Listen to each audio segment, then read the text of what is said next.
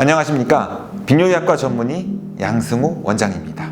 어떻게 하면 방광암으로부터 우리가 살아남을 수 있을까? 이 부분에 대해서 말씀을 좀 드려보도록 하겠습니다. 제가 2023년도까지 국립대학교병원에서 교수로 재직을 했을 때 제가 보는 환자 반 이상은 비뇨기계 종양 환자분들이었습니다. 이 중에서도 가장 삶의 질에 영향을 끼치는 암은 방광암 요로상피암입니다. 방광암은 표재성과 치명성으로 나눌 수 있습니다. 말 그대로 얇거나 깊거나입니다. 방광이라고 하는 장기는 안쪽의 소변을 저장하는 장기죠. 대부분의 방광암은 요로상피에서 자라서 방광 안쪽으로 돌출이 되게 됩니다. 식물이라고 생각을 해보면 식물은 내가 크게 자랄 수 있도록 뿌리를 깊게 내립니다. 그래서 어느 정도 시간이 지나면 뿌리가 점점 깊어지면서 방광상피, 그 다음에 방광근육층 안쪽으로 뿌리가 깊어질 수가 있습니다. 이렇게 뿌리가 깊어지게 되면 물론 시간이 어느 정도 진행이 된 상황이 되겠죠. 우리 몸 전체적으로 퍼질 수가 있게 됩니다. 방광암 초기에는 내시경을 통해서 긁어내는 치료만으로도 충분히 완치가 가능합니다.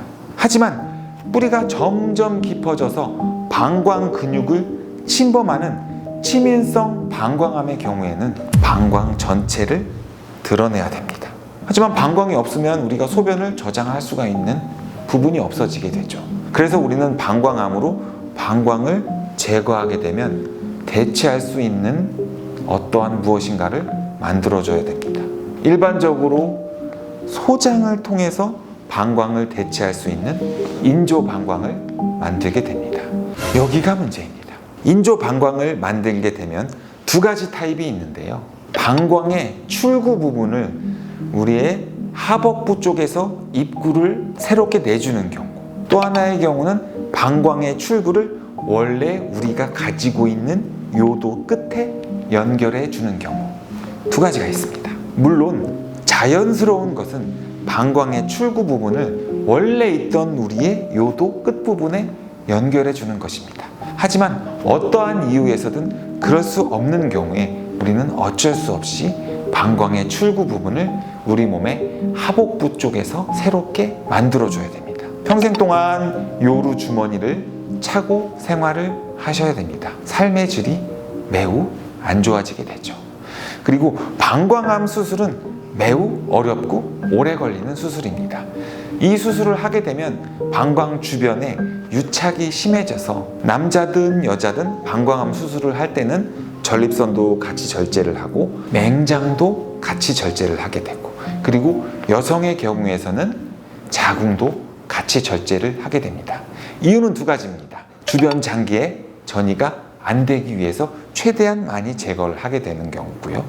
두 번째는 혹시라도 방광암 수술을 하게 되면 그 주변에 유착이 돼서 혹시라도 방광암 수술을 하고 나서 나중에 맹장염이 생겨서 맹장을 수술하는 경우가 매우 어려울 수 있기 때문에 미리 맹장도 절제를 해주게 되고 자궁도 절제를 해주게 되는 것입니다. 정말 방광암이 어느 정도 진행이 됐을 때 우리 삶의 질은 매우 악화가 될 수 있습니다. 물론 최근에는 여러 가지 다양한 최신 장비를 통해서 수술이 매우 빨라졌고 어느 정도 쉬워졌다고 하더라도 삶의 질이 떨어지는 것은 어쩔 수 없는 현실입니다. 가장 첫 번째 단서가 될 수 있는 혈뇨를 절대 간과해서는 안 됩니다. 40대 이상에서는 눈에 보이지 않는 현미경적 혈뇨든 눈에 보이는 유관적 혈뇨든 확률이 높지는 않다고 하더라도 방광암 요로상피암의 가능성을 열어두고 비뇨의학과 전문의를 찾아서 꼭 확인을 해보시기 바랍니다.